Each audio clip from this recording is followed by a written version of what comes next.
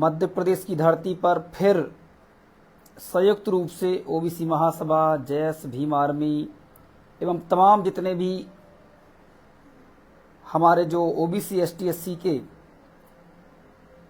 हमारी जो महापुरुषों की विचारधारा है और संविधान ने जो हमें अधिकार दिए हैं, उनके समर्थक जो हैं, वह सभी लोग मिलकर भोपाल की धरती पर 12 फरवरी को एक बड़ा आंदोलन हम लोग करने जा रहे हैं, जिसकी प्रेस वार्ता भोपाल में 15 या 16 तारीख को हम लोगों ने डिसाइड की है। ओबीसी महासभा, जैस भीम आर्मी मिलकर बड़ा आंदोलन तो हम करेंगे ही।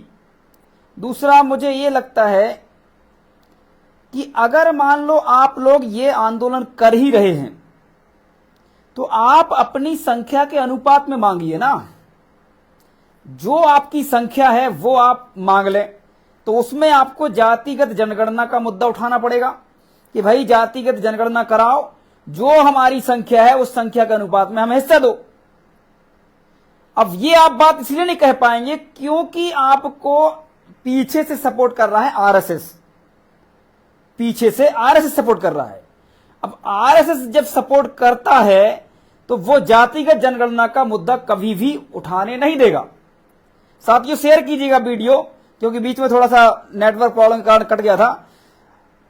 तो मैं ये कहना चाहता हूं कि आखिर करणी सेना संख्या के अनुपात में क्यों नहीं मांगती है कि जो राजपूत समाज है उसको संख्या के अनुपात में मिलना चाहिए, और आप अपना संख्या के अनुपात में ले लें और आपको लगता है कि फिर हमारे समाज में जो गरीब हैं उनको मिलना चाहिए, तो आप अपना आयोग बना दें।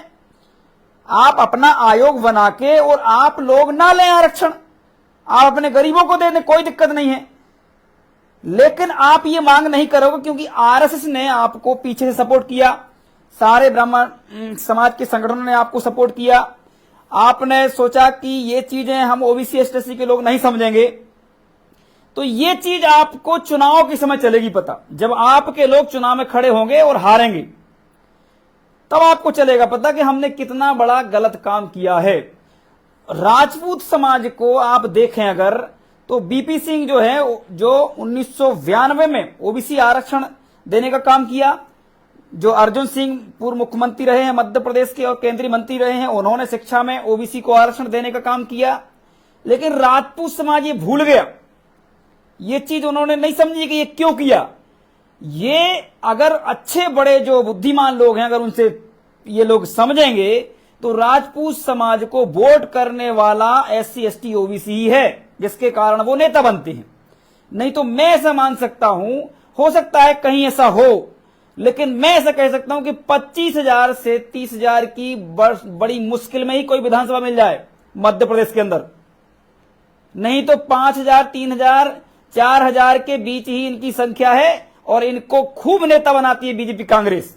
हमें कोई दिक्कत नहीं है उससे, मैं तो सिर्फ बता रहा हूं कि कितनी बड़ी गलती कर गए लोग कि राजपूत समाज को, जो राजपूत समाज जिनके कारण बीपी मंडल जी ने ओबीसी आरक्षण दिया, अर्जुन सिंह ने शिक्षा में दिया, मतलब पूरा का पूरा, अब वो राजपूत समाज को आरएसएस ने गुमराह करके, मैंने आज देखा जैसे कि गृह मंत्री जिस तरीके से बोल रहे थे कि हमारे ही लोग हैं और तमाम प्रकार की बातें, गृह मंत्री खुश क्यों हैं इसको समझें आप।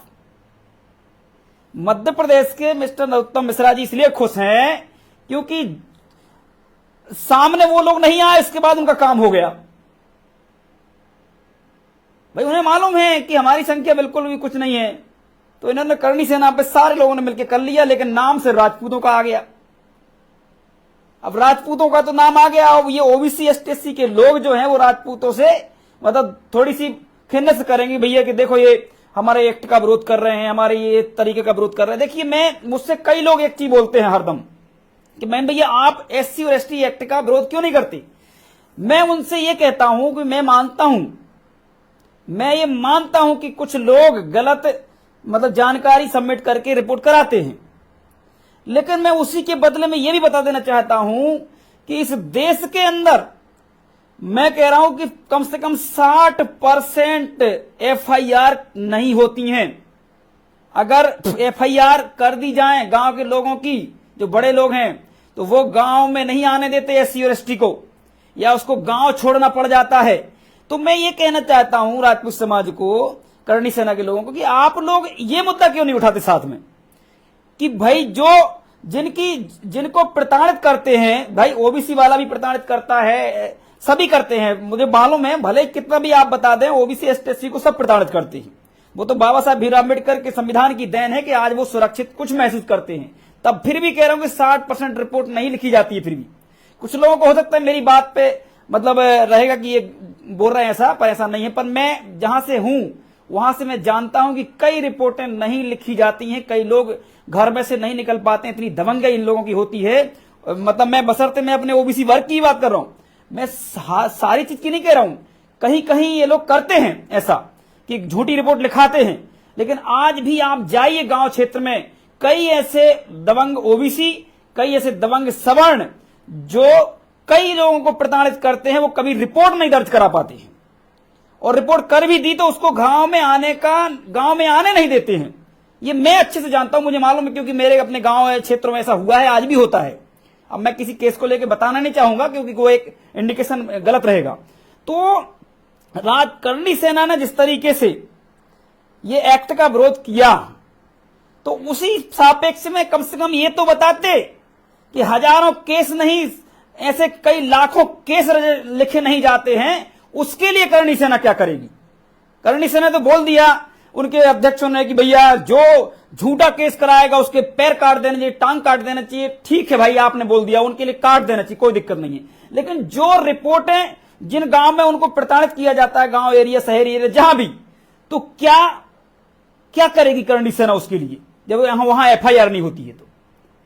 तो ये सारी चीजें बहुत जरूरी है समझने के लिए। बहुत सारे चीजों को बड़ा मीडिया जो दिखाने का प्रयास कर रही है, इतने लोग, वो लोग, अरे मैं कह रहा हूं मध्य प्रदेश के अंदर 2, 2.5, 3% से ज्यादा है ही नहीं राजपूत। वो कितनी संख्या दिखा लें कहीं भी। ये मैं इसलिए कह रहा हूं क्योंकि यहां के आंकड़े हैं मध्य प्रदेश के, और आपके 8-8, 9-9 मंत्री बनते हैं।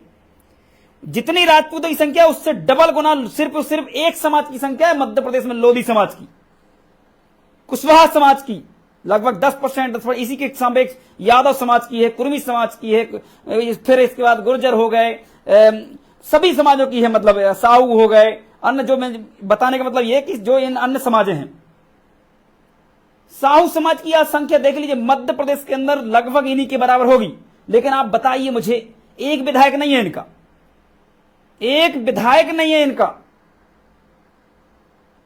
मध्य प्रदेश के अंदर, और आपके 8-8, 9-9 मंत्री होने के बाद भी आप कह रहे हैं कि हमारा हक छीना जा रहा है।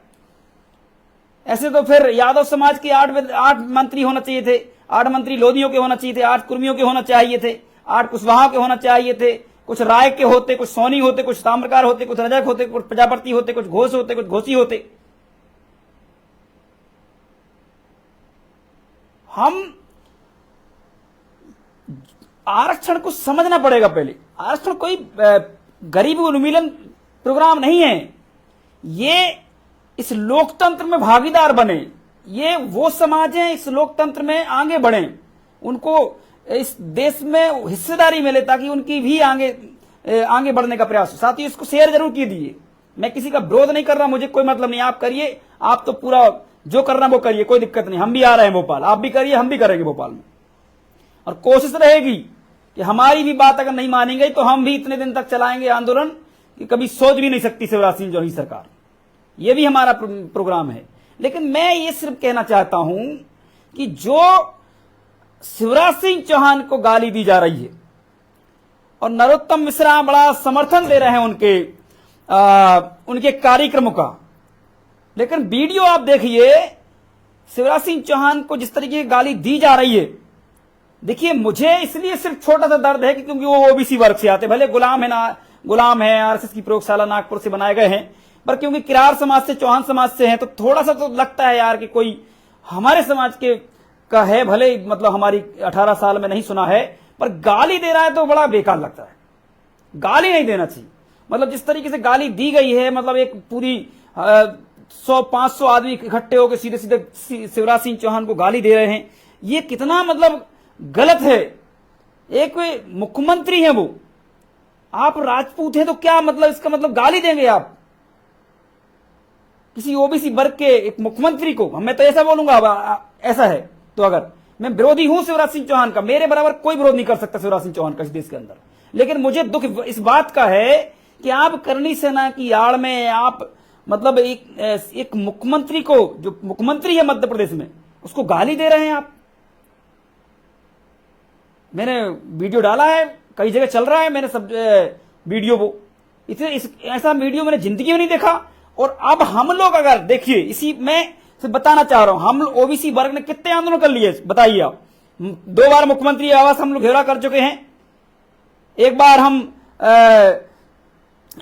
हाईकोर्ट का घेराव करने गए थे, वहां भी हमारे लाठी डंडे सब कुछ चले, लेकिन हम लोगों ने कभी शिवराज सिंह चौहान, नरोत्तम मिश्रा, वीडी शर्मा, कोई भी व्यक्ति को कभी हमने ऐसे अपशब्दों का प्रयोग तो नहीं किया। आंदोलन तो हमने बहुत किए, ऐसी बातें हमने कभी नहीं की।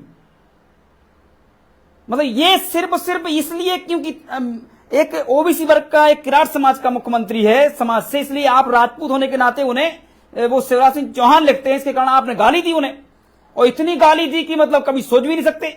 हम लोगों ने भी छतरपुर में आंदोलन किया, हमें भी मालूम था कि बीडी शर्मा इसमें कहीं ना कहीं छुपे हुए हैं, जो वो केस हुआ था 376D का हमारे लोगों पे, और हमारे जो दूसरा केस में जो महिला का जो ब्रह्मेश्वर धाम वाला मामला था, उसमें हम लोगों ने खूब मतलब बयानबाजी की है, लेकिन हमने कभी ये नहीं किया कि हम किसी को गाली पे उतराएं, हमने ये कभी नहीं किया और ना हम करेंगे कभी ऐसा।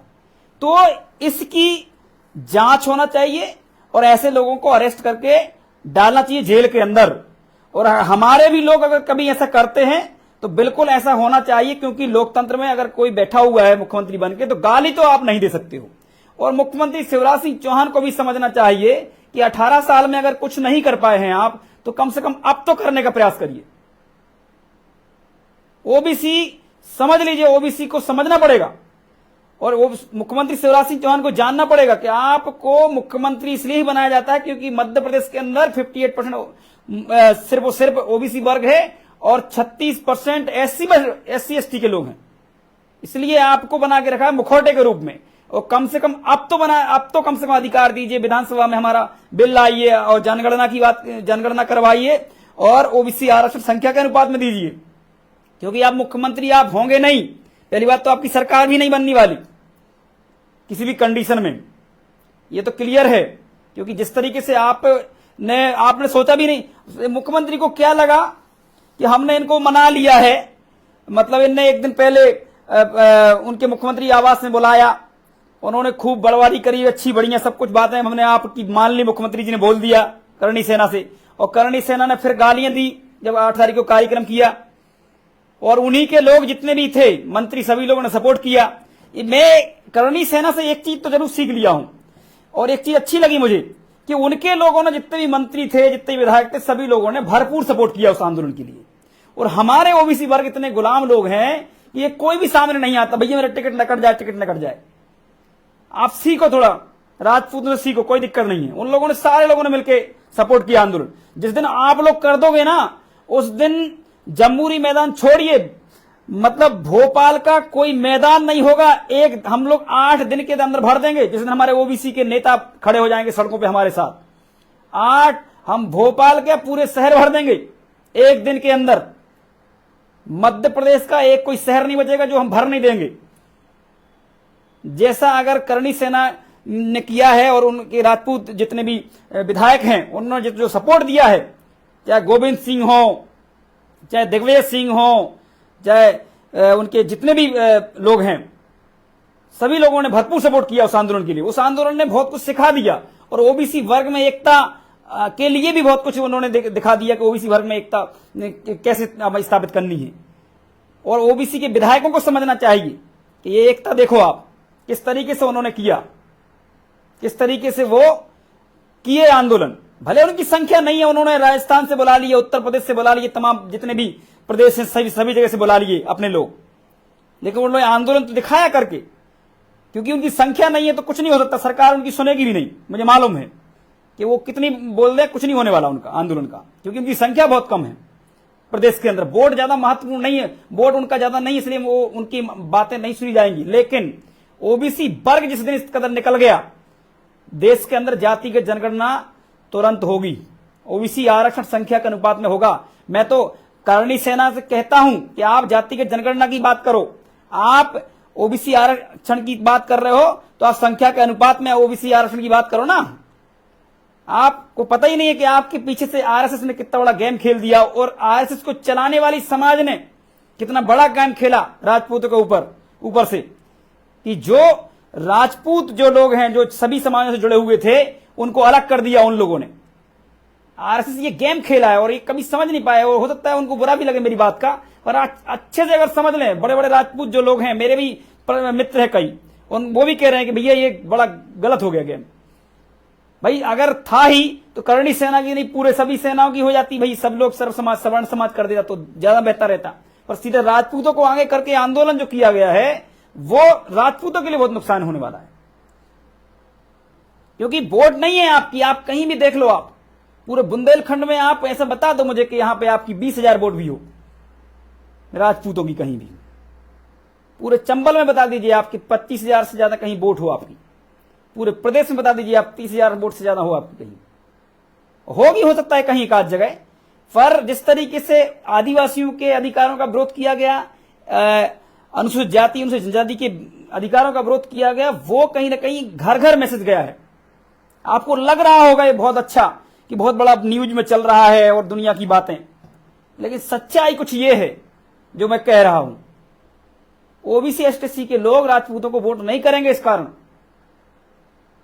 और मैं तो करणी सेना के लोग कह रहे हैं कि हम पार्टी बना लो, पार्टी कोई दिक्कत नहीं है, बहुत अच्छी बात है, हम तो बिल्कुल साथ हैं आपके, चलो भाई बनाओ आप तो पार्टी।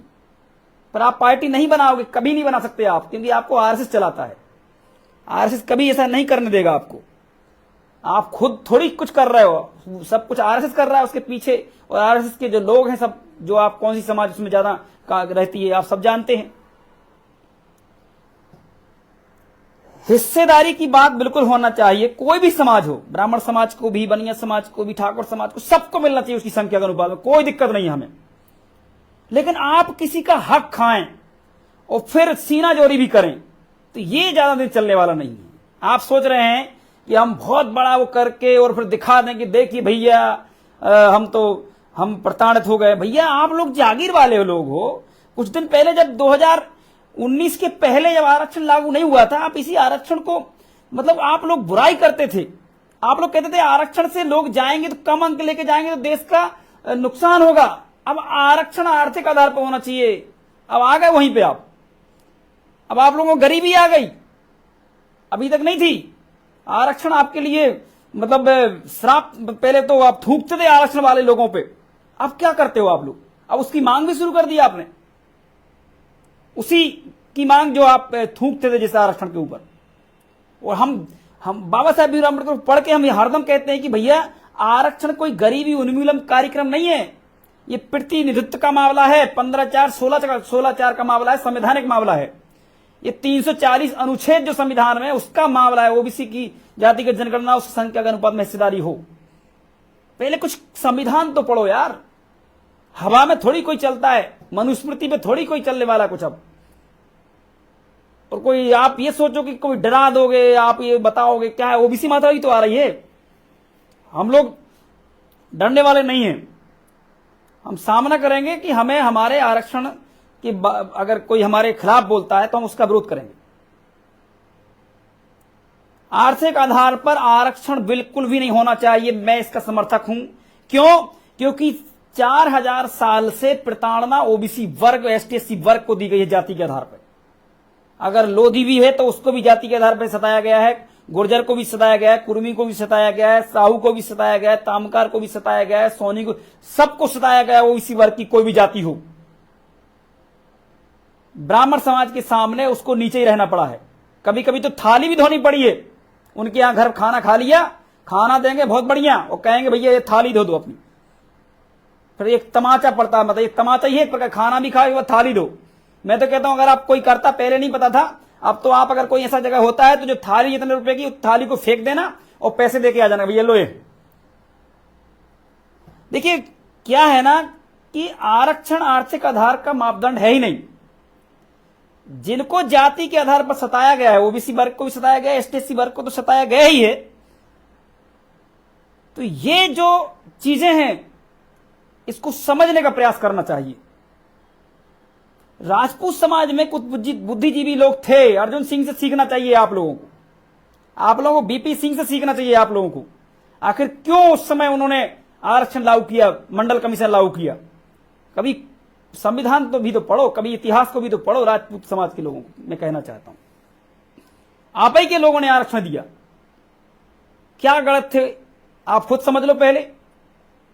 और आपको पता ही नहीं चला कि आप ये आंदोलन जो कर रहे हो उसके पीछे कौन है, आपको भी समझ में नहीं आया और आपने आंदोलन कर दिया। और राजपूत समाज को मैं डेफिनेटली कह रहा हूं ये नुकसान होगा।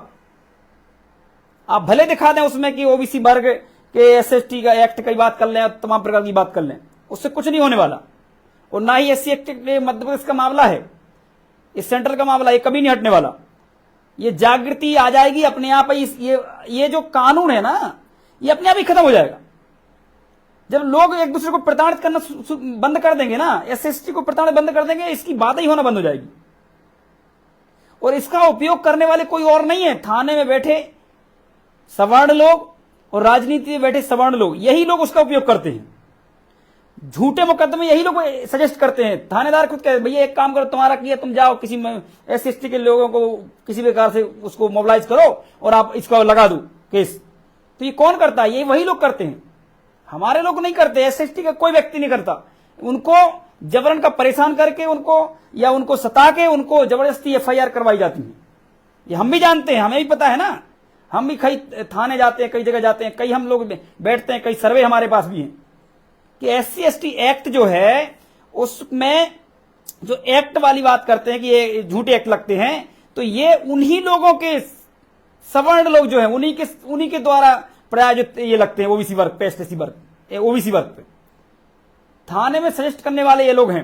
मैंने खुद कई लोगों को सजेस्ट करवाते देखा है, बोलता नहीं हूं मैं ये बात। तो एससी एसटी वर्ग कभी भी व्यक्ति कोई भी आपका लगा ही नहीं सकता झूठा, जब तक कि उसको कोई ऊपर वाला सपोर्ट ना करे। ये तो थाने में नहीं लिखा जाता है, एक तो केस ही नहीं लिखा जाते इनके, मुझे मालूम है ये सब चीजों के बारे में।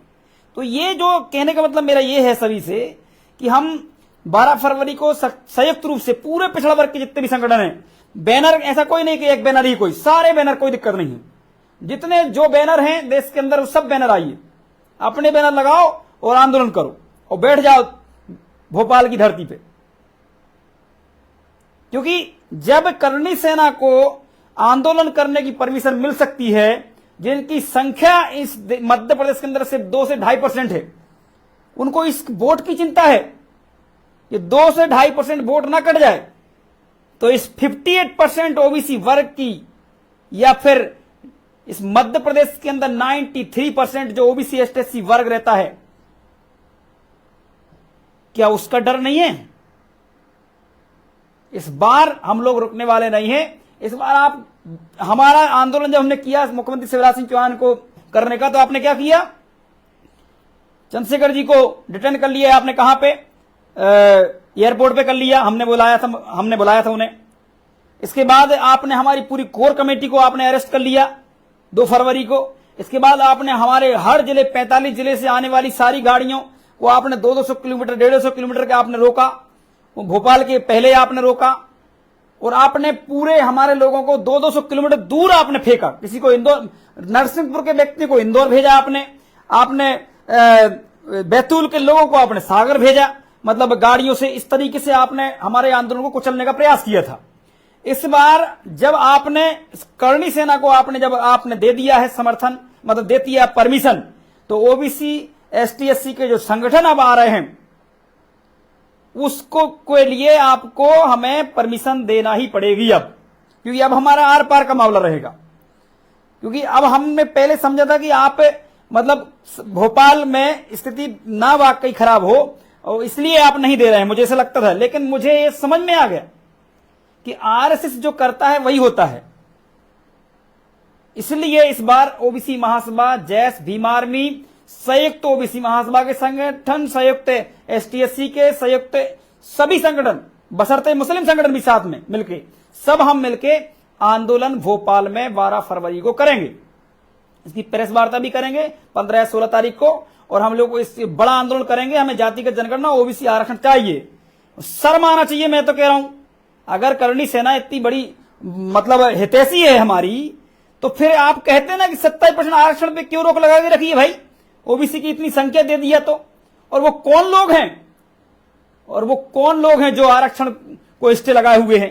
पहले करणी सेना पता तो कर ले। और जो ओबीसी वर्ग के लोग करणी सेना के आंदोलन में गए थे, पता तो कर लो पहले कि तुम्हारे जो 13% होल्ड में जो सोनी समाज के, ताम्रकार समाज के, घोसी समाज के, तुम्हारे दांगी समाज के, तुम्हारे लोधी, कुर्मी, कुशवाहा, प्रजापति, रजक, साहू, जितनी भी समाज मध्य प्रदेश के अंदर है, मीना समाज के, लक्ष्मी नारायण मीना जी सुन रहे हैं, नमस्कार आपको। तो ये सभी जो समाजों के लोग हैं, इनका 13% होल्ड है। इसके कारण उनका टीचर में भर्ती नहीं हो, टीचर में नौकरी नहीं लग रही है, उनकी पुलिस में नौकरी नहीं लग रही है। कई ऐसे लोग बैठे हुए हैं, कम से कम कुछ नहीं तो 50,000 लोग। तो करणी सेना ने क्यों मुद्दा नहीं बनाया कि भैया ओबीसी वर्ग का 13% होल्ड है, इसको हटाया जाए? मुख्यमंत्री शिवराज सिंह चौहान जी ज्ञापन में मांग रख लेते आप, इतने हितैषी हैं तो, कि भैया ये मांग हमारी है। आप दिखा तो बहुत बड़ा रहे हो कि भैया एक्ट के कारण ओबीसी को भी साथ में लेने का प्रयास कर रहा है, पर ओबीसी समझदार हो गया है और एससी एसटी भी समझदार हो गया है। वो तो कुछ ऐसे लोग हैं जो बीजेपी कांग्रेस की सह में इस प्रकार काम करते हैं, अधिकारियों की सह में इस प्रकार से काम करते हैं कि झूठे मुकदमे लगवाते हैं।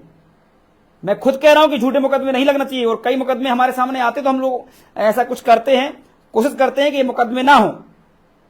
लेकिन 13% होल्ड जो है ओबीसी वर्ग का, वो क्यों आखिर करणी सेना ने नहीं रखा? और जो इस समाज है, जो जिन्होंने साथ दिया है ओबीसी वर्ग की समाजों ने, उनको शर्म आना चाहिए, डूब मरना चाहिए आपको। आपका 13% होल्ड है, अभी 50,000 की संख्या में नौकरी आपकी अभी शिवराज सिंह चौहान की जो कोर्ट और ये सब लोग जो हैं, ये मिलके छीन के रखे हैं। हमें दर्द होता है इस बात का कि आप लोग, हम लोग लड़ाई लड़ रहे हैं अपने आरक्षण की संख्या के अनुपात में, आप उनके साथ खड़े हो रहे हो जो हमारे अधिकारों का विरोध कर रहे हैं। आप 4000 साल से जमींदार हैं, शिक्षा प्राप्त कर रहे हैं, लंबरदार हैं, सब कुछ हैं आप, और आपको 75 साल के बाद, आजादी के बाद जो आरक्षण मिला, उतने में आपको अभी दिक्कत होने लगी। हमको 4500 साल तक हमारे छुआछूत तमाम प्रकार की चीजों में हमें बर्बाद करके रखा, तब तो आपको दिक्कत नहीं हुई। अरे मैं तो कह रहा हूं, इतने ही आप लोग ईमानदार हैं और आपको लगता है कि हम मानवतावादी लोग हैं, तो 10 साल के लिए शिक्षा छोड़ दीजिए, जमीन छोड़ दीजिए 10 साल के लिए, और फिर हम आरक्षण खत्म कर देंगे, फिर हम सारा आरक्षण खत्म कर देंगे, कोई दिक्कत। 10 साल सिर्फ आप लोग बिल्कुल पढ़ना बंद कर दें खुद अपनी इच्छा से, और संपत्ति रखना बंद कर दें खुद इच्छा से। ये ओबीसी एसटी के लोगों को 4500 साल तक नहीं मिला है, ना कभी उनको कुर्सी तक पर बैठने नहीं मिला।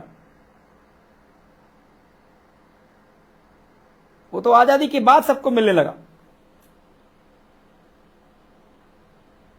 तो ये चीजें समझना चाहिए। मैं जानता हूं कि कुछ हमारे जो लोधी समाज के राजपूत लिखते हैं, लेकिन मैं जानता हूं कि चाहे कहीं का भी राजपूत क्यों ना हो, जब उनके यहां घर में खाना खाया, कुछ किया है,